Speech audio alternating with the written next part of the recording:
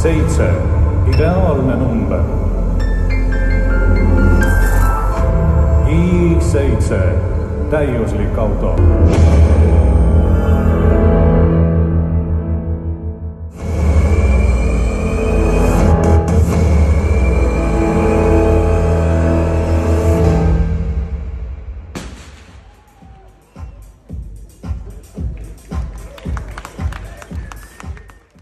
BMW i7 täiselektriline ja selle kohta võiks öelda, et see auto on justkui teiselt planeedilt. See, mis siia sisse on ära istutatud, see on ulme.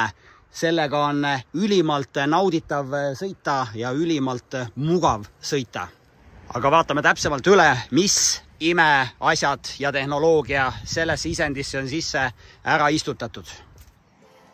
Esimene asi, selle auto uksed avanevad nupuvajutusest elektrooniliselt ja loomulikult andurid jälgivad tagant lähenevat sõidukit, mille korral uksed avatakse vaid veidikene irvakile. Ja samamoodi auto uksed sulguvad nupust. Selleks, et tagareisijatel oleks siin taga midagi teha, on mõlemal ukse sees eraldi LCD ekraanid. Siit saab seadistada näiteks juhi kõrvalistuja taga oleva istme saab panna mõnusasse relax asendisse. Vaatame järgi, pakitakse esimene iste kokku. No pole üldse paha sellises autos pikka maad reisida, eriti siin tagaistmel istujal. Lisaks relax asendile saab tagaistuja sulgeda siin kõik aknad, panna katted ette. Vajutame close all.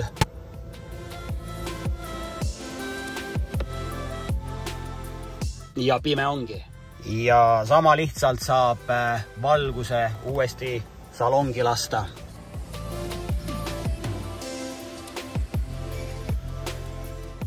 Kui autodel on muidu drive mode'id, siis siin tagaistujatel on omad mode'id, personaalne, expressive ja relax.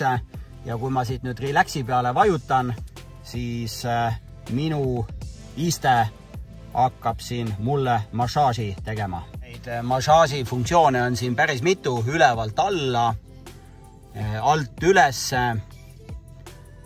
õlgade massaaž, ja nii edasi, kogu keha massaaž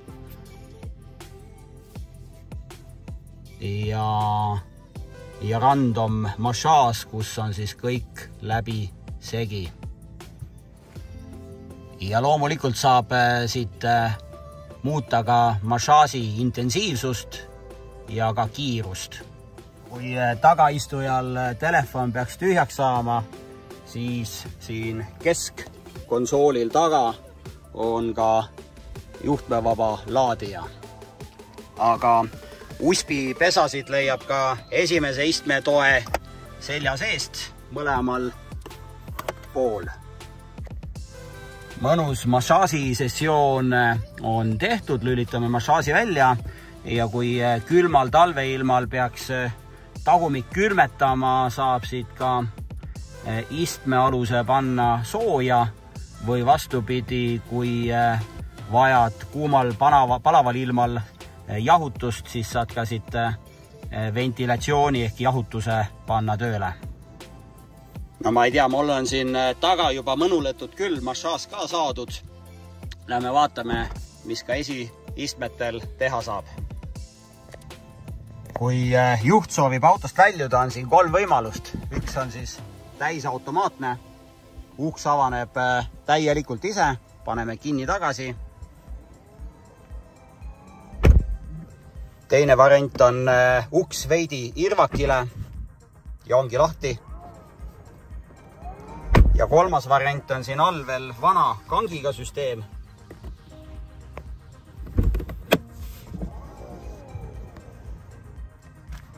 Istmeid saab loomulikult reguleerida nuppudest, iste ülesse, iste alla või seljatugi ettepoole, seljatugi tahapoole.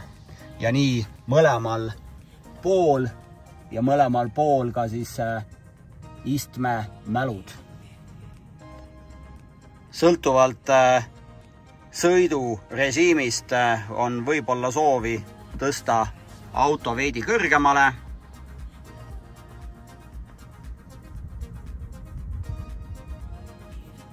Ja kui off-road sõit on tehtud, siis saab auto uuesti alla tagasi lasta maanteesõiduks. Ja muide tuleb ära märkida, et off-road sõitu saab teha nii, et ka veojõukontrolli saab välja lülitada. Väga palju füüsilisi nuppe sellel isendil ei ole, näiteks õhusuunajad on siin all ja selleks, et õhu voolu tugevust reguleerida, selleks on ka siin puutetundlik paneel ja neid paneele on siin mitu ka siin pool. Eile tükk aega otsisin, et kuidas kindalaegas lahti käib, et siin on näha, et kindalaegas on olemas, aga ühtegi nuppu ei ole. Ja siis puhtjuhuslikult avastasin, et see nupuke asub ka siin puutetundlikul paneelil ja kindalaegas avaneb. Ainukene asi, et kinni ta sellest nupust ei lähe, selleks tuleb ikkagi füüsiliselt lükata. Uste avamise ja sulgemisega seoses on vaja üks asi veel ära märkida. Nimelt tuled istud autosse mugavalt ja selleks, et hakata siin nuppu vajutama, seda ei ole vaja teha. Piisab sellest, kui vajutad jalaga piduripedaali ja uks tuleb ise kinni. Üli mugav. Ainukene asi, mida ma paljude elektriautodega ikka ja jälle imestan, et mille paganama pärast on autodes start-stop nuppe, et see on ju täiesti üleliigne.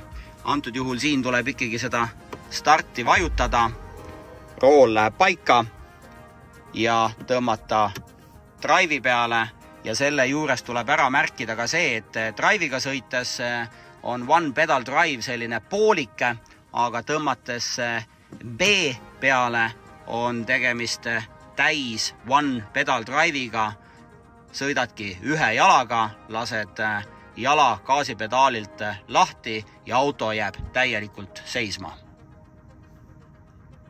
Sõidurežiime saab valida keskkonsooli paneelil olevast nupust My Modes.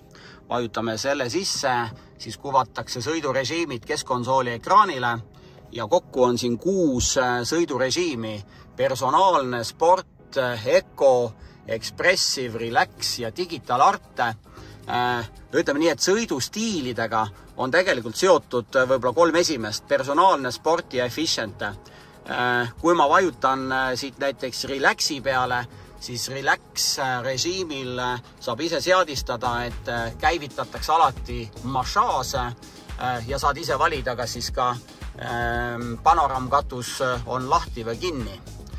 Mis on veel hea, kõikidel režiimidel siin või drive mode'idel saab valida ka selle, et kas antud drive mode oleks alati käivitamisel põhi, nii-öelda default valik. Meeleolu valgustus on muljetavaldav, sellele on siin tugevat rõhku pandud. Hetkel on expressive mode, see on selline lainetav, värviline, uste peal kollane. Paneme relaxi peale. Digital art.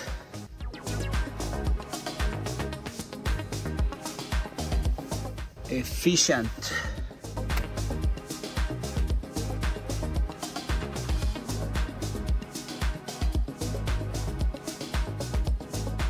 Sport, üleni punane. Vaheldus siniseks.